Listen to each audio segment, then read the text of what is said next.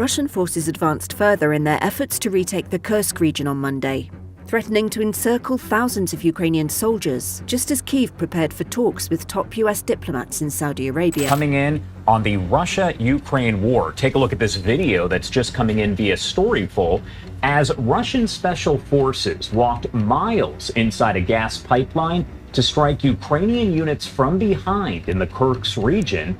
Russia has been playing the long game, and now it looks like some of those pieces are finally falling into place. While the world focused on high-profile battles and shifting front lines, Moscow has been slowly tightening its grip in ways that many didn't expect. And now, Ukraine is feeling the pressure. For years, Moscow's strategy has been a mix of patience, pressure, and persistence. While Ukraine has fought to hold its ground, Russia has been quietly setting the stage for its next big play. Now, that moment may have arrived. The US has just made a decision that could change everything. Washington has halted intelligence sharing with Ukraine, leaving the country without a critical advantage it once relied on. And Putin may actually be behind this. So, what does this mean? Is Putin's strategy finally working? And with Ukraine now scrambling to hold the line, could this be the turning point Russia has been waiting for? Let's break it all down. Since March 10th, Russian forces have been making an aggressive push to cross the border into Ukraine's Sumy province, aiming to secure a stronger foothold as part of their ongoing counter-offensive. Defense Ministry says its troops have captured another 3 villages in the Ukrainian-occupied Kursk region. Their objective is to wipe out the last remaining Ukrainian positions in Russia's Kursk region and advance further into Ukrainian territory. According to Ukrainian border guard spokesperson Andriy Demchenko, Russian troops have been targeting the area around the village of Novenka, attempting to cut off key supply routes. He described their tactics as small, mobile assault groups, sneaking into Ukrainian territory in an effort to gather reinforcements and push deeper into the country. But this isn't just about reclaiming lost ground. Russia's latest plan suggests it has no intention of stopping at the border. If Moscow succeeds in recapturing the remaining Ukrainian-held areas near the village of Sudzha, its offensive could stretch well beyond what many had anticipated. For months, Ukraine had held its ground in this region, even managing to reclaim roughly 1,000 square kilometers of Russian territory in a surprise attack last year. But now, experts are noting a shift in momentum. Really good intelligence has 2 big parts. One is high-fidelity information. Ukrainian Ground Forces Commander Colonel General Alexander Syrsk.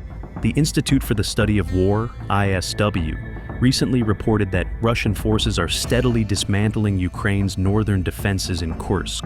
Some analysts believe this sudden turn of events could be linked to the recent US decision to halt intelligence sharing with Kyiv, leaving Ukraine more vulnerable just as Russia steps up its assault. Russia intensified its offensive in early March, just a day after CIA Director John Ratcliffe publicly confirmed that the US had stopped providing Ukraine with real-time surveillance and reconnaissance data. Even Donald Trump, the US president, acknowledged what was happening. He remarked that Russia was bombing a lot out of Ukraine and taking full advantage of the intelligence blackout. He added that Vladimir Putin was hitting Ukraine harder than ever, and, in his words, probably anybody in that position would be doing the same thing. In other words, Russia saw an opening and took it. On the battlefield, Moscow's forces were making use of fiber-optic drones, a game changer in modern warfare. Unlike traditional drones, these were controlled through a thin, high-speed cable, making them immune to electronic jamming. То прийдеться нашим внукам братися за зброю. Ukrainian soldiers admitted the situation wasn't looking good, with one telling a local broadcaster that the battlefield was shifting in Russia's favor. Over the past few months, Ukraine had already lost more than 2/3 of the territory it had briefly controlled inside Russia. But despite the setbacks, Ukraine's top military commander, Alexander Syrskyi, insisted that his forces weren't in immediate danger of being surrounded. He announced that reinforcements had been sent to stabilize the front lines and assured Ukrainians that the border region was still under Ukrainian control. At the same time, he acknowledged that some units had been repositioned to better defensive positions. Syrskyi also pointed out that Russia wasn't advancing without cost. In just 4 days, Moscow had lost an entire battalion of troops trying to push forward. But analysts warned that as long as Ukraine remained at a disadvantage, Russia would keep pressing its advantage. Keir Giles, an expert from Chatham House, suggested that if Russia succeeded in tightening its grip on Kursk, the next logical step would be to push into Sumy, further expanding its foothold in Ukraine. Behind the battlefield maneuvering, the bigger picture was becoming clear. Washington was pushing Ukraine toward peace talks. The U.S. wanted to broker a ceasefire that would freeze the conflict along current front lines, effectively forcing Ukraine to accept Russian occupation of seized territories.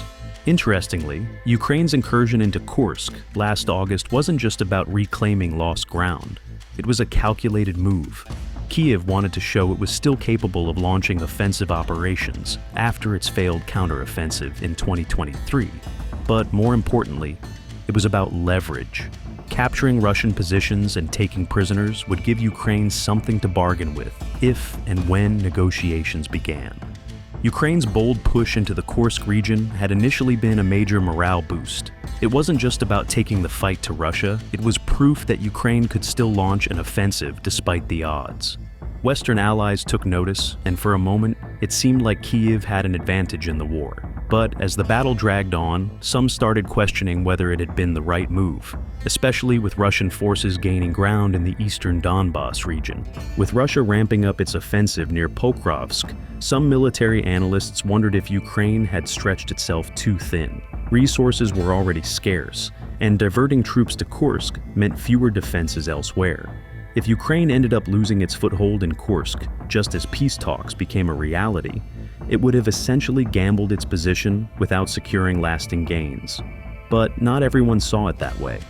Nick Reynolds, an expert in land warfare, pointed out that Ukraine's offensive still had value. He noted that Ukraine's operation proved it wasn't just playing defense. Holding on to that territory much longer than expected made Russia think twice before underestimating Ukraine's ability to fight back. In other words, even if the operation didn't go exactly as planned, it forced Moscow to adjust its own strategy, a win in its own way. But Ukraine wasn't just facing off against Russian troops. About 12,000 North Korean soldiers had joined the fight in Kursk on Russia's side. By the time winter set in, Ukraine estimated that around 4,000 of them had been killed in battle. But instead of backing down, Pyongyang sent in more reinforcements, giving Russia fresh manpower to throw into the counteroffensive. As outnumbered Ukrainian forces struggled to hold the line, the North Korean fighters were making steady gains. Keir Giles, another analyst watching the situation closely, argued that Ukraine's decision to attack Kursk had made sense at the time. He pointed out that controlling Russian territory, even temporarily, had significant advantages. It disrupted Moscow's plans, gave Ukraine leverage in potential prisoner swaps, and put Russia on the defensive. The challenge, he explained, was that no one had anticipated the extent to which the U.S. administration would pressure Ukraine into conceding. Now, with Kursk slipping from Ukraine's grasp and pressure mounting for a negotiated settlement, many are left wondering, was this a strategic miscalculation or a necessary gamble in a war where every move is a fight for survival? Back in 2017, American intelligence agencies laid it out plainly. Russia had gone all in on meddling with the U.S. presidential election, and the orders came straight from Vladimir Putin. According to their assessment, Putin's goals were twofold: shake Americans' faith in their own democracy and weaken the U.S.-led liberal world order that Moscow saw as a direct threat. And how did Russia plan to do that? By working behind the scenes to help Donald Trump win. Fast forward 8 years, and Trump was sitting in the Oval Office having a heated exchange with Ukrainian President Vladimir Zelensky. His take on the whole thing was that there was no Russian interference, just a phony witch hunt that victimized both him and Putin. That statement said a lot. Trump wasn't just brushing off the intelligence reports. He was openly aligning himself with Putin, seeing the Russian leader as a fellow warrior against what he viewed as their shared enemies: Democrats, European leaders, and a supposed deep state within the U.S. government. For Susan Miller, the former head of counterintelligence at the CIA, the same agency that led the 2017 investigation, this turn of events was nothing short of surreal. When asked about Trump's admiration for Putin, she didn't mince words. In her view, it all came down to what she called autocrat envy. Trump, she explained, seemed to admire Putin's unchecked power, the ability to make sweeping decisions without the hassle of opposition, legal battles, or political constraints. In Miller's words, Trump liked Putin because Putin runs his country exactly how he wants to, and Trump wishes he could do the same. So, is Russia the United States' newest ally? Because if you look at Trump's recent moves, it's starting to feel that way. Trump has also accused Zelensky of being the one who started the war in Ukraine. Yes, the same war that began with a full-scale Russian invasion in 2018-2022. Despite the mass killing of Ukrainian civilians, Trump has now cut off important intelligence support that Kyiv desperately needs to defend itself. On top of that, he's slashed U.S. foreign aid programs, including pro-democracy initiatives in places like Hungary, programs that Putin has spent years trying to eliminate as he pulls more countries into Russia's orbit. And then there's Trump's stance on America's European allies. He's sidelined them, called them untrustworthy, and even hinted that they might need to fend for themselves in the future. Now Trump insists he's doing all of this in the name of peace. He's cast himself as the guy who will bring Russia to the negotiating table and end the war. But so far, his version of negotiation seems to involve pressuring Ukraine to make concessions, while Putin barely gets a slap on the wrist. Take this month, for example. Trump started by threatening economic sanctions on Russia, criticizing the pounding Moscow was delivering in Ukraine. But by the afternoon, sitting in the Oval Office, his tone had completely changed. Suddenly, he was defending Putin, suggesting that Russia's relentless bombing campaign was actually proof that they wanted peace.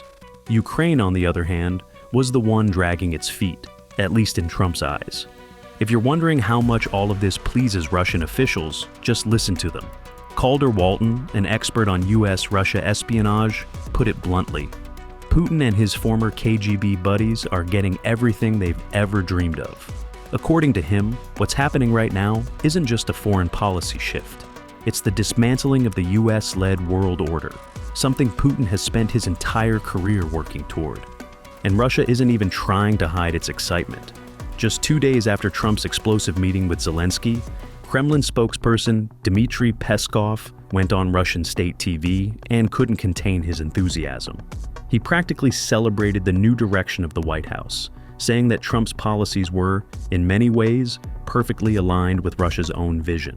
Meanwhile, Russian Foreign Minister Sergei Lavrov took it a step further. Instead of painting the US as history's usual villain, he flipped the script, blaming Europe for nearly every major conflict in history, from the Crusades to World War I to the rise of Hitler. So if Trump is trying to convince the world he's being tough on Russia, someone might want to let the Kremlin know, because right now, they look like his biggest fans. And let's not forget the Oval Office showdown that left everyone talking. Zelensky, once welcomed with standing ovations across the West, found himself in an entirely different situation, being called a warmonger to his face and kicked out of the White House before he even had a chance to touch his lunch. Trump and Senator J.D. Vance went after the Ukrainian leader, accusing him of being disrespectful and too eager for war. But Trump didn't stop there. He took things to a whole new level, calling Zelensky a dictator and outright blaming him for starting the war with Russia. Zelensky, visibly frustrated, fired back, saying Trump was completely detached from reality and stuck in a web of Russian propaganda, with Ukraine finding itself increasingly isolated from its once strongest ally and Russia seeming to revel in the chaos it helped create. The big question now is what happens next for Ukraine. At Jeddah in Saudi Arabia, where senior US and Ukrainian officials met to discuss how to bring an end to the war, Zelensky himself didn't sit at the negotiating table this time. But before the meeting, Zelensky made it clear that he hoped the meeting would not only bring Ukraine closer to peace, but also help mend the strained relationship with Washington. He took to social media to remind the world that Ukraine had sought peace from the very beginning, and that Russia was solely responsible for prolonging the war. Trump, on the other hand, had his own vision for how things should unfold. He had been pushing for a peace deal, but on terms that heavily favored the US and demanded significant concessions from Ukraine. One of his most controversial proposals was that Ukraine should compensate America for the billions in military and financial aid it had received by directing substantial profits from its mineral deposits to the US. What remained unclear was whether he had asked Putin for any concessions in return, despite the fact that Russia's invasion had left tens of thousands of Ukrainians dead and entire cities in ruins. Under mounting pressure from all sides, Zelensky had shown some willingness to negotiate. Reports suggested he had considered signing a minerals deal, and had even floated the idea of exchanging small pockets of Russian land under Ukrainian control for occupied Ukrainian territories.